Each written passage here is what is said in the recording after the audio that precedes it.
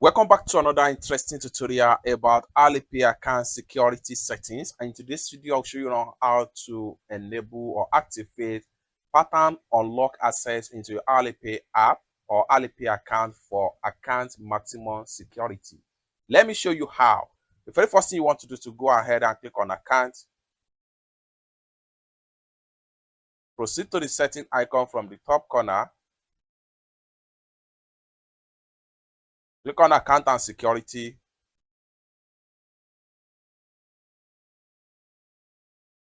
Click on unlock settings.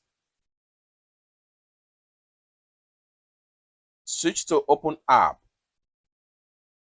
Next thing you want to do is to go ahead and turn on this particular button right here. Then you'll be asked to draw pattern. Go ahead and draw your pattern. Once you draw your pattern, it will be activated into your Alipay app. So each time you want to have access to your Alipay app, you'll be asked to draw the pattern.